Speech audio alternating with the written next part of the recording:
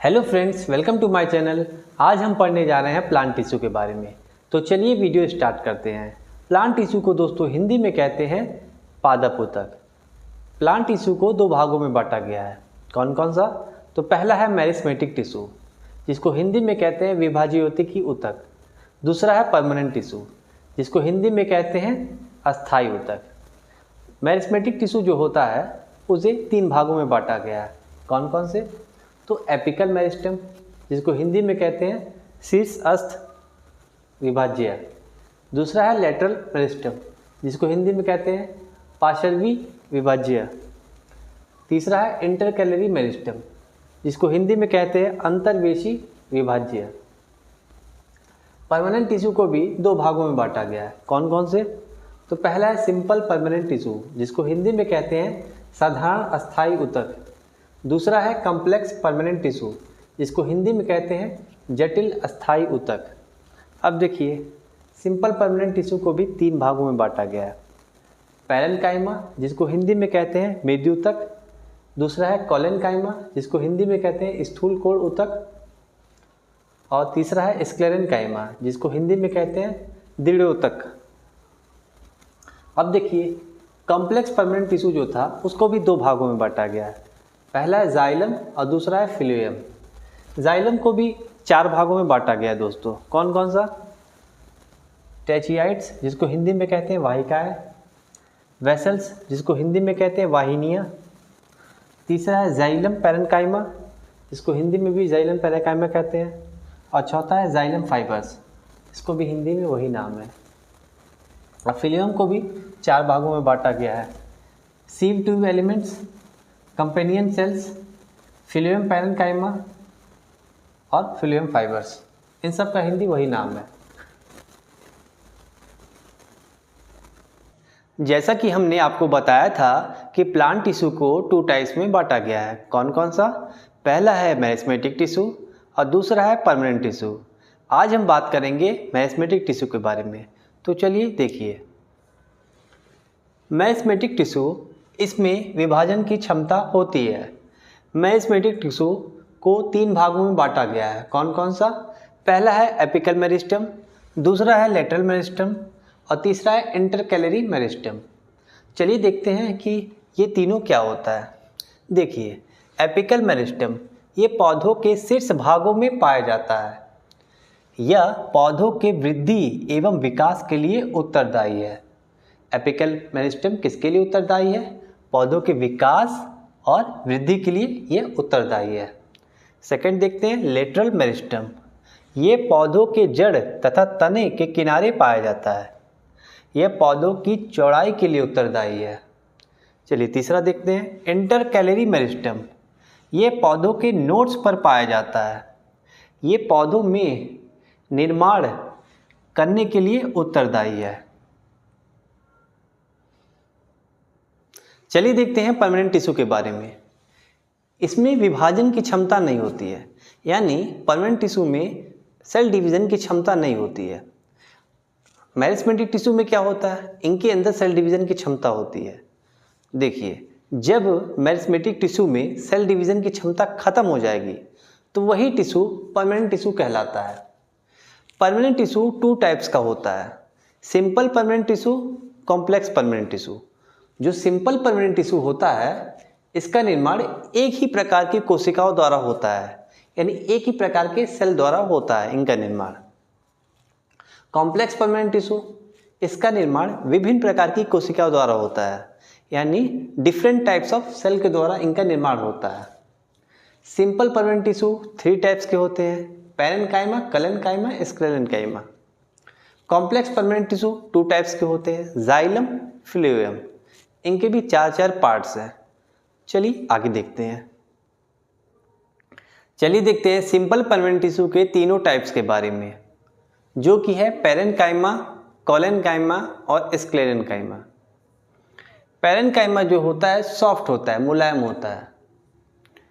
ये पौधों के नए शाखाओं में पाया जाता है। पैरेन्काइमा का जो सेल वॉल होता है उनकी मोटाई सामान्य होती है।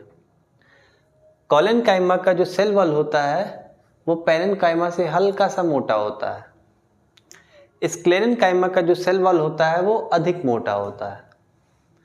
पैरेनकाइमा एक लिविंग सेल है, जीवित कोशिका है। कॉलेनकाइमा भी एक लिविंग सेल है, जीवित कोशिका है। लेकिन स्क्लेरेनकाइमा एक डेड सेल है, मृत कोशिका है। पैरेनकाइमा भोजन को स्टोर करता है, जैसे स्टार्च, प्रोटीन, फैट्स आदि। पैरेनकाइमा में कुछ इंपॉर्टेंट पॉइंट्स मैंने लिखे हैं, चलिए इसे देख लें। जब पैरेनकाइमा में प्लास्टिड यानी हरित लवक पाया जाता है तो उसे क्लोरेनकाइमा कहेंगे। एरेनकाइमा भी एक तरह का पैरेनकाइमा है जो कि पौधों को तैरने में मदद करता है। चलिए देखते हैं कॉलेनकाइमा। ये पौधों में लचीलापन प्रदान करता है। अब चलिए देखते हैं स्क्लेरेनकाइमा। अखरोट, नारियल तथा लिग्यूमिनोसी कुल यानी लिग्यूमिनोसी फैमिली के बीजों के ऊपर ये हार्ड कोट का निर्माण करता है। नाशपाती खाने में कठोरता का अनुभव इसके गूदे में उपस्थित स्क्लेरेनकाइमा के कारण होता है। इनके सेल वॉल में लिग्निन पाया जाता है जो कि वाटरप्रूफ होता है। ये पौधों को मजबूती प्रदान करता है। देखिए स्क्लेरेनकाइमा का मैं एग्जांपल आपको बता देता हूँ। आपने नारियल देखा होगा, नारियल के ऊपर एक हार्ड कोट बना होता है ना, वो स्क्लेरेनकाइमा से बना होता है। अखरोट देखा होगा, अखरोट के ऊपर भी हार्ड कोट बना होता है, वो भी स्क्लेरेनकाइमा से बना होता है। चलिए देखते हैं कॉम्प्लेक्स परमानेंट टिश्यू के बारे में। कॉम्प्लेक्स परमानेंट टिश्यू को दो भागों में बांटा गया है। पहला है जाइलम, दूसरा है फिलोएम। जाइलम का काम है पौधों में पानी को पहुंचाना। फिलोएम का काम है पौधों में भोजन को पहुंचाना। जाइलम को 4 भागों में बांटा गया है और फिलोएम को भी 4 भागों में बांटा गया है। तो चलिए देखते हैं। जाइलम को जो 4 भागों में बांटा गया है, पहला है टेचियाइड्स, दूसरा है वेसल्स, तीसरा है जाइलम पैरेनकाइमा और चौथा है जाइलम फाइबर्स। फिलियम को जो 4 पार्ट्स में बांटा गया है वो पहला है सिव ट्यूब एलिमेंट्स, दूसरा है कंपेनियन सेल, तीसरा है फिलियम पैरेनकाइमा और चौथा है फिलियम फाइबर्स। अब चलिए फ्रेंड्स समझ लेते हैं कौन कौन सा इसमें लिविंग सेल है, कौन सा डेड सेल है, यानी कौन सा जीवित कोशिका है और कौन सा मृत कोशिका है। तो देखिए टेचियाइड्स जो है वो डेड सेल है, वेसल्स जो है वो डेड सेल है, जाइलम पैरेनकाइमा जो है लिविंग सेल है, जाइलम फाइबर्स जो है वो डेड सेल है। फिलियम में देख लेते हैं। सिव ट्यूब एलिमेंट्स जो है वो लिविंग सेल है, कॉम्पेनियन सेल जो है वो लिविंग सेल है, फिलियम पैरेनकाइमा जो है लिविंग सेल है, फिलियम फाइबर्स जो है वो डेड सेल है। अब चलिए दोस्तों देखते हैं कि इसे याद कैसे करेंगे। तो आप इनमें से एक चीज़ याद कर लीजिए, इनमें से एक चीज़ याद कर लीजिए, बाकी आपको याद हो जाएगा। तो देखिए जाइलम में जाइलम पैरेनकाइमा आप याद कर लीजिए, ये लिविंग सेल है, बाकी ये आपको याद हो जाएगा कि इसमें डेड सेल होते हैं। फिलियम में आप फिलियम फाइबर्स याद रख लीजिए कि ये फिलियम फाइबर्स जो है वो डेड सेल है और बाकी इसमें लिविंग सेल है। तो इस तरीके से आप इसे याद रख सकते हैं। अब इधर देखिए, प्लांट्स के तने में अंदर की ओर जो टिश्यू होता है उसे जाइलम कहेंगे और बाहर की ओर जो टिश्यू होता है उसे फिलियम कहेंगे।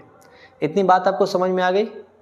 अब चलिए जाइलम और फिलियम का डिटेल्ड एनालिसिस कर लेते हैं, यानी डिटेल से समझते हैं ये क्या होता है।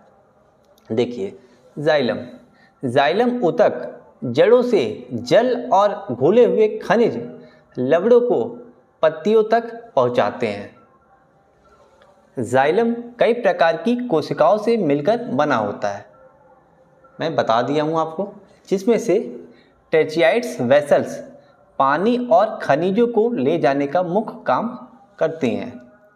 जाइलम पैरेनकाइमा क्या करता है, तो जल का भंडारण यानी स्टोर करता है, जल को स्टोर करता है। जाइलम फाइबर्स क्या काम करता है, तो ये सहारा यानी सपोर्ट प्रदान करता है।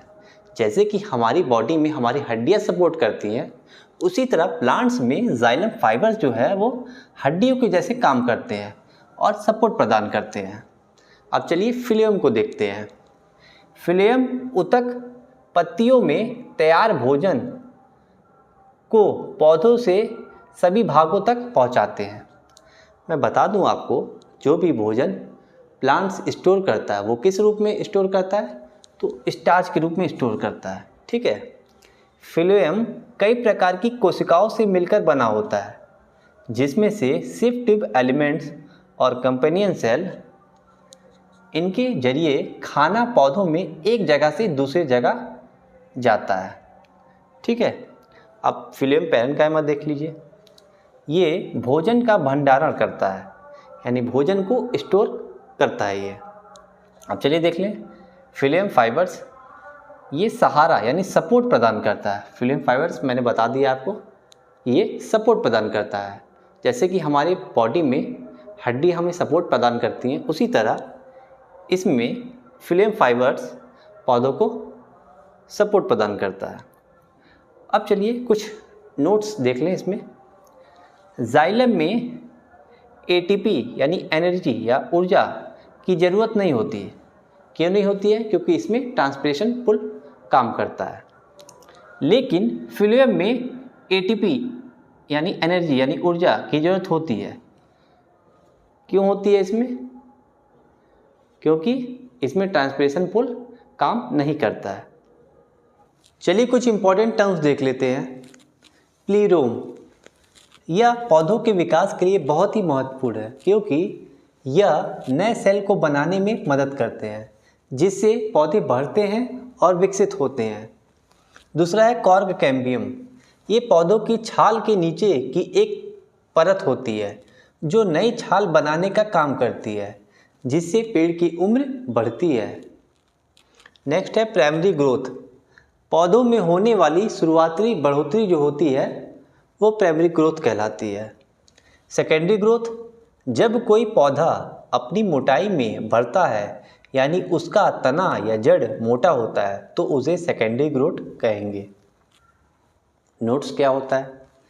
पौधों में नोड्स वह जगह होती है जहाँ से पत्तियाँ, टहनियाँ या फूल निकलते हैं। नेक्स्ट देखते हैं इंटरनोड्स। पौधों में तने का वह हिस्सा होता है जो दो नोड्स के बीच में होता है। चलिए नेक्स्ट देखते हैं हाइडेक्थोड। जब पत्तियों के किनारे पर पानी की बूंद दिखाई देती हैं, यह पानी ओस नहीं होती, बल्कि पौधों के अंदर से निकला हुआ अतिरिक्त पानी होता है, जो हाइडेक्थोड के माध्यम से बाहर आता है। चलिए नेक्स्ट देखते हैं स्टोमेटा, जिनको हिंदी में रंध्र कहेंगे। तो पत्तों में छोटे छोटे जो छिद्र पाए जाते हैं उन्हें ही रंध्र या स्टोमेटा कहते हैं। चलिए नेक्स्ट देखते हैं गार्ड सेल। छोटे छोटे पोर्स लीफ में पाए जाते हैं, उन्हें स्टोमेटा कहते हैं। गार्ड सेल इन पोर्स या छिद्र या छेद को खोलने और बंद करने का काम करता है। नेक्स्ट देखते हैं क्लोरोप्लास्ट। ये पौधों की रसोई घर होते हैं। इन्हीं में प्रकाश संश्लेषण यानी फोटोसिंथेसिस की क्रिया होती है, जिससे पौधे अपना भोजन बनाते हैं। क्लोरोप्लास्ट के अंदर क्लोरोफिल नाम का पदार्थ होता है, जो सूर्य की रोशनी को सोखने का काम करता है। इसी रोशनी का इस्तेमाल करके पौधे पानी और हवा से अपना खाना बनाते हैं। नेक्स्ट देखते हैं वेस्कुलर बंडल। पौधों में पाए जाने वाले ऊतकों का एक समूह है, जो पानी और पोषक तत्वों के पौधों के विभिन्न भागों में ले जाने का काम करता है। वेस्कुलर बंडल्स का मुख्य भाग है जाइलम और फिलोएम। चलिए नेक्स्ट देखते हैं स्पेशल टिश्यू यानी विशिष्ट ऊतक। कई सारे पदार्थ इनके अंदर से निकलते हैं, जैसे कि गम, जिसको हिंदी में गोंद कहते हैं, रेजिन, ऑयल, लेटेक्स। चलिए नेक्स्ट देखते हैं डेंड्रोक्रोनोलॉजी क्या होता है। देखिए study of tree age, tree की कितनी उम्र है उसकी स्टडी करने को डेंड्रोक्रोनोलॉजी कहते हैं। एक स्टेम का डंठा हम लोग काट लेते हैं, ठीक है। जब ऐसे टुकड़ा काट लेंगे आप तो उसके अंदर देखेंगे आप ऐसे ऐसे रिंग की तरह आपको दिखेगा गुलाई में। मोटा टुकड़ा आप कहीं कटा हुआ देखिए तो ऐसे ऐसे आपको दिखेगा गुलाई में। तो क्या करते हैं, इसी रिंग को देखा जाता है, अंदर की रिंग को। अगर ये डार्क होता है तो इससे ही पता चलता है, डार्क या लाइट होता है इससे ही पता चलता है पेड़ की उम्र, कि ये पेड़ कितने साल पुराना है। ठीक है, तो दोस्तों ये था प्लांट टिश्यू। दोस्तों अगर आपको मेरा वीडियो समझ में आ रहा है तो इस वीडियो को लाइक करिएगा, शेयर करिएगा और कमेंट के माध्यम से ज़रूर बताइएगा कि हमारा वीडियो आपको कैसा लगा। Thank you.